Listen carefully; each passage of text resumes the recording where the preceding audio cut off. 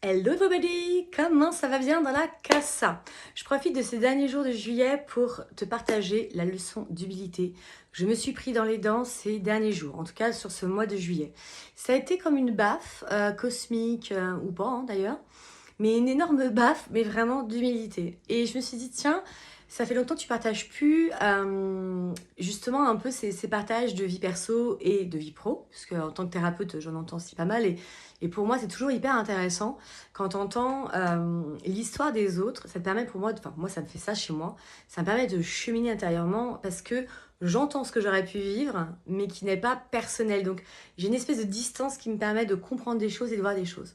Et c'est pour ça qu'en fait, à la base, j'avais commencé à ma chaîne YouTube, c'était dans cette idée-là en fait de partage. Je sais qu'à un moment donné, on m'a aussi dit que c'était quand même un parti pris en tant que thérapeute de montrer mes faiblesses, mes vulnérabilités. Et j'avais dit à cette personne, mais pour moi c'est le but parce que justement des fois on met les thérapeutes sur des piédestals en mode on a tout compris, on sait tout et on a une vie parfaite. Et ben moi ça me fait du bien quand justement je vois des gens qui disent bah non, non. J'ai compris des choses, et des choses c'est plus facile, il y a un cheminement. Mais non, en fait je suis humain, t'es humaine, bah, on en chie tous les deux, peut-être pas sur les mêmes choses, de manière différente, mais dans le fond, on est tous humains, on a tous un fonctionnement humain avec des blessures, des souffrances et des choses auxquelles on est sensible en fait. Donc il y a quand même des processus, il y a quand même des schémas qu'on fait tous plus ou moins différemment, mais je trouve que c'est toujours intéressant de s'intéresser à l'autre pour aller s'intéresser à soi, de passer par le biais de quelqu'un d'autre, c'est un autre média en gros, hein, pour aller justement plus voir ce qui se passe à l'intérieur. C'est un peu comme quand tu lis un bouquin ou tu vois un film, bah, des fois tu t'identifies au héros. Donc aujourd'hui c'est moi l'héroïne qui s'est pris une baffe au niveau de l'ego, hein, voilà, je reviens là-dessus. Parce que moi j'ai un travail sur la blessure d'humiliation que je travaille depuis un petit moment, qui était pour moi beaucoup mieux, je pensais pas forcément m'en être sortie, mais j'avais vraiment l'impression d'avoir dépassé un certain stade. Et en fait, pourquoi je dis humilité? Parce que pas du tout. Enfin, si, mais pas tant que ça. En tout cas, il y avait encore une jolie petite vase dans les temps qui est en train de remonter. Ouais, pas mal. Et en fait, je pensais que ça serait... Souvent, tu sais, c'est par bribes. Tu sais, c'est de temps en temps une petite remontée. Donc, oh bah, je suis en forme. C'est que de temps en temps, je la vois arriver, je la gère. Hop, j'enlève. Sauf que quand t'es pas en forme, enfin, quand j'étais pas en forme, j'étais fatiguée, que j'ai eu plein d'événements cumulés sur 3 semaines, 15 jours, 3 semaines, et ben en effet, j'ai somatisé. Et ça m'a permis d'imploser quelque chose et de mieux comprendre et de faire face à des vérités que je voulais pas entendre. Parce que ces vérités, à la base, je les prenais comme quelque chose de rabaissant, qui me renvoyait de la culpabilité et un manque d'estime de moi. Donc ça fait un petit moment que je vois bien que ça me tourne autour, mais j'avais des techniques de sioux pour faire un peu en mode fuite. Tu vois, le poisson qui... l'anguille, là, et là, en fait, c'était tellement fort, tellement puissant, et je pense que si c'était le moment, que ça a pris conscience en moi et que j'ai pu enfin le voir. De toute façon, c'était, voilà, j'ai eu une angine, mais une angine carabinée, qui m'a juste permis, voilà, je ne pouvais plus rien avaler. Je ne pouvais plus avaler des nouveaux événements. Je ne pouvais plus avaler des nouveaux, je pense, sentiments. Je n'arrivais plus à évoquer et à dire. Et de toute façon, quand je disais, par exemple, que ce que j'ai vécu dernièrement, c'est beaucoup de déception, de la tristesse liée à ces déceptions, mais aussi la frustration. J'étais un peu en mode victime, quand même, il faut le dire. Et du coup, frustrée de ne pas avoir ce que je veux, ce que j'estime important pour moi dans ma vie, ce que j'estime qui me rend heureuse, etc. Voilà, je dis bien que j'estime. Hein. Et donc, il y avait un petit côté un peu... Moi, je l'ai vécu comme ça. Hein, je parle vraiment que d'un ressenti. L'enfant capricieuse. Tu sais, mais c'est pas ce que je veux. Voilà, un peu injustice. Injustice, mais si, je fais ce qu'il faut, gna gna gna. Et en fait, j'ai compris, c'est là que c'est quand même magique, hein, que je fais des choses, mais je fais un minimum, histoire de dire, ouais, on pourra pas dire j'ai fait, histoire de pas culpabiliser, de pas avoir fait, de pas avoir essayé. Sauf que j'essaye, mais en fait j'essaye, on va dire, allez, je donne une connerie, mais 10 minutes. Enfin, en gros, imagine, tu dis, bah tiens, je veux me mettre à courir, je cours en gros 3 fois 5 minutes et je lâche. Et on me dit, bah t'as pas essayé? Si, si, j'ai déjà essayé, ça marche pas. En fait, il y a un manque d'engagement et d'investissement profond à focaliser mon énergie sur quelque chose. Alors moi, j'ai une capacité, et je suis un peu, voilà, si je veux me mettre dans une case, je suis un peu en mode multipotentiel. Hein. Je sais qu'aujourd'hui, ça parle plus. Je papillonne. J'aime bien toucher plein de choses, avoir plein d'outils. D'ailleurs, c'est pour ça que dans mes thérapies, on me dit, mais pourquoi tu te formes tout le temps autant? Tu as plein d'outils. Parce que j'adore ça. Parce que j'aime cette diversité, etc. Et quand je bosse sur moi, c'est pareil. J'aime bien bosser sur le plan physique, sur le plan émotionnel, sur le plan mental, sur le plan machin. Donc, c'est mon mode de fonctionnement qui est chouette. Et en même temps, quand il est en excès, bah du coup, je me disperse. Et ça me permet pas de focaliser mon énergie et d'aller forcément en profondeur et d'aller vraiment au fond de la mare et enlever vraiment ce morceau de vase. Non, moi j'ai toute la vase qui m'arrive dessus à un moment donné, quoi. Et en effet, bah là, je me sens dépassée, sous l'eau, où c'est trop, en fait. Et c'est ce que j'ai expliqué. Là, j'ai fait un tirage où il y avait encore épreuve. En fait, c'est un tirage qui, habituellement, j'aurais pu voir comme oh putain, j'ai encore du challenge. Là, je l'ai vraiment pris comme des épreuves, des obstacles. Pour ceux qui suivent la numérologie, j'ai pris en mode 8 dans l'ombre, quoi. Et là, c'était trop pour moi. Et je pense que ça a été le point, notamment vraiment d'ouverture à la somatisation, où j'ai eu la fièvre derrière 2 jours plus tard. En plus, avec mon amie qui, elle, est très dans la loi de manifestation, et ça fonctionne bien. Et moi, je lui disais, mais je me sens frustrée parce que j'y crois profondément, que la pensée est créatrice, que la pensée crée une énergie, et que cette énergie attire à soi. J'en suis persuadée, mais je me sentais totalement impuissante, une fois de plus, hein, l'énergie du 8, dans l'ombre. Je me sentais totalement impuissante à pouvoir agir dessus parce que c'est dans mon inconscient. C'est encore des choses de l'inconscient. Mais en même temps, surtout, par contre, consciemment, enfin plus ou moins, je mettais en place des choses pour pas y aller quelque part. Et c'est ça où ça m'a fait mal à la gueule et en même temps, j'avais besoin d'être vraiment authentique et d'aller voir cette vérité en face. Que bah oui, je fais un peu pour faire semblant vis-à-vis de moi-même et un peu aussi pour me dire, voilà, j'ai fait. Voilà, pour pas trop culpabiliser et aussi pour qu'on me foute la paix, hein, clairement, je pense qu'il y avait aussi un petit peu de ça. Donc, grosse leçon d'humilité, surtout qu'il n'y a pas longtemps, je tirais une carte sur l'arrogance et je ne comprenais pas. Et mes amis qui me connaissent me disent, Virginie, t'es pas comme ça.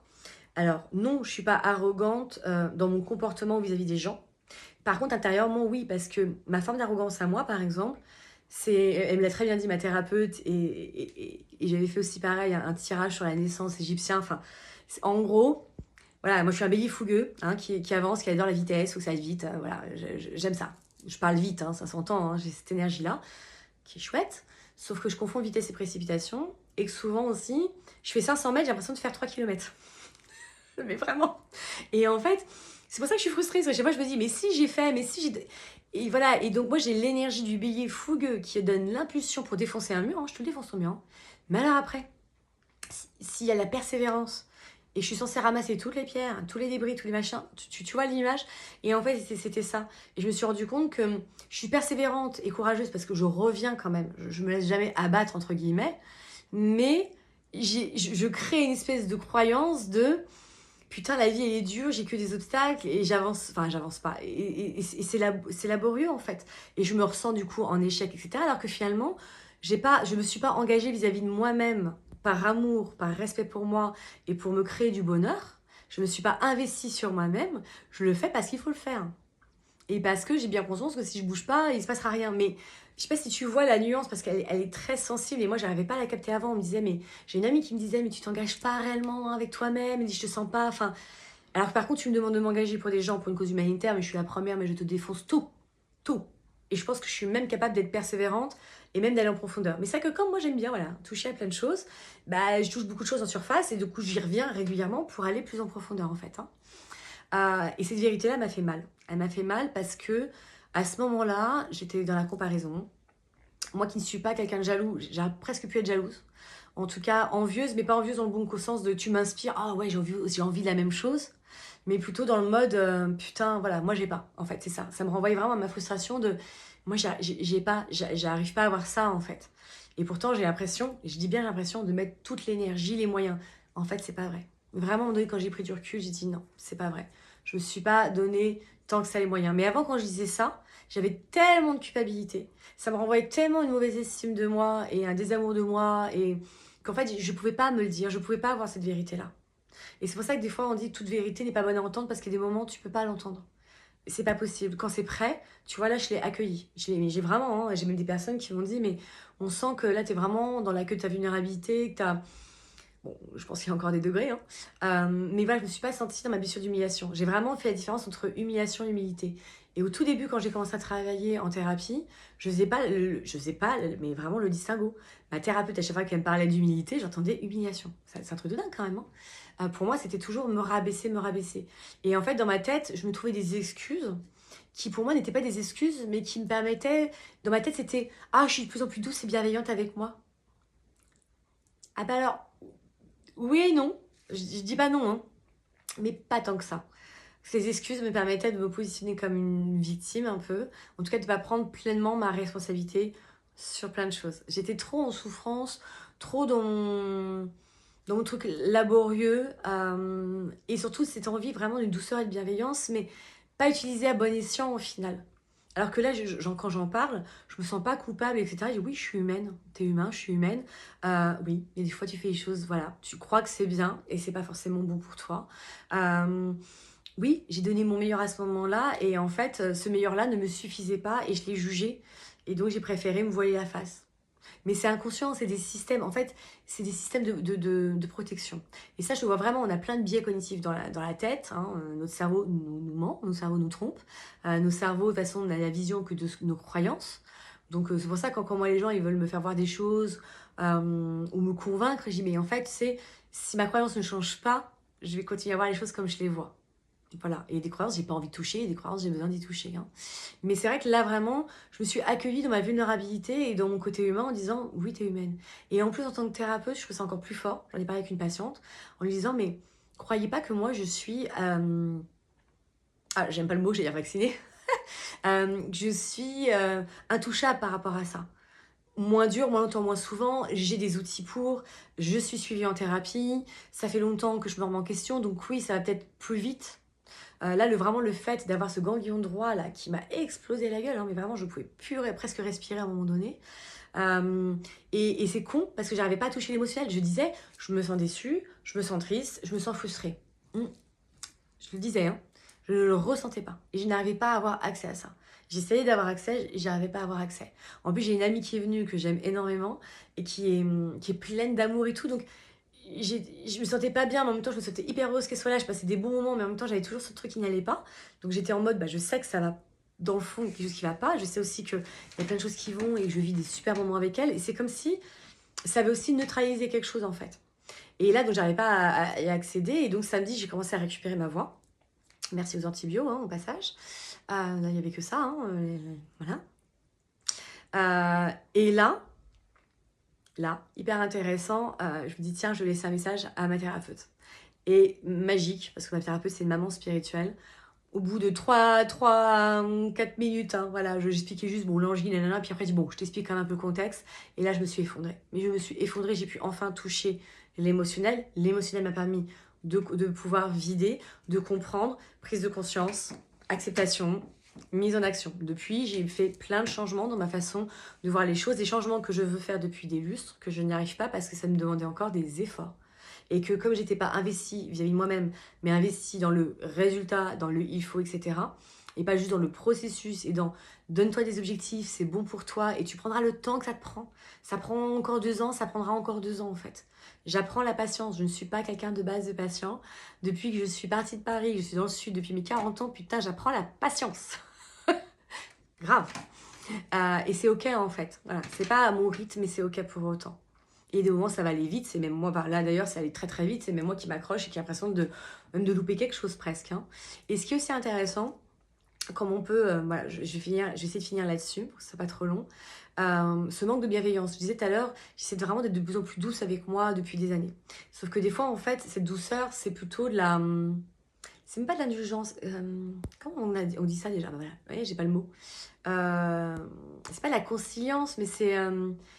j'ai pas le mot, mais c'est vraiment se trouver des excuses et ça aide pas à ce moment-là. Hein. C'est pas juste se comprendre et accepter. Non, c'était vraiment me trouver des excuses, donc me mettre en mode victime en gros. Et pour moi, c'était bien bienveillant parce que du coup, j'ai l'impression d'être moins dure avec moi-même, moins exigeante, etc. Et c'est pas faux, hein, dans le fond. Et en fait, quand elle m'a donné mes antibiotiques, la médecin, alors c'était pas du tout à la base bactérien, elle m'a dit, bon, au cas où, prenez l'amoxicilline. Elle m'a dit, bon, on va quand même vérifier que vous n'avez pas la mononucléose. Sinon, vous allez faire une réaction, en fait, à l'antibio. Je fais une sérologie. J'ai une CRP à 132 au lieu de 5. Hein, donc, clairement, j'étais voilà, en infection totale. Voilà, c'était en purification, le feu à l'intérieur de moi, etc. Et du coup, il y avait aussi les résultats de la mononucléose que j'ai eu. mais antérieur. Il y a marqué, voilà, il y a eu, mais c'est pas présent. Bah, par rapport au taux, ça voulait dire voilà, que j'avais été en contact, que je l'avais eu, mais pas maintenant. Et là, ça a tiqué dans ma tête de me dire, j'ai eu la mononucléose. La mononucléose, ça vous rince. Ça te met à plat, ça te met carpette cacahuète, hein, d'accord? Et je me suis dit, mais à quel moment je l'ai eu? Et je me suis rappelé de certains moments de ma vie hyper douloureux, hyper difficiles, où j'ai pas d'énergie. Moi, j'ai des troubles du sommeil depuis l'enfance. Il y a des mieux, des moins bien, voilà. Et du coup, souvent, bah, je me dis, si je suis fatiguée, j'ai une espèce de petite fatigue un peu chronique. Ça se voit pas parce que je suis speedy, mais si, hein, je vous jure. Enfin, en tout cas, moi, je ressens cette fatigue. Et du coup, soit je me dis c'est à cause de, en effet, mes problèmes de sommeil, mais souvent si je l'ai mis sur émotionnellement, psychologiquement, émotionnellement, que je peux être en état de déprime, ou que j'avais un manque de volonté, ou c'était mon état psychique qui faisait ça en fait.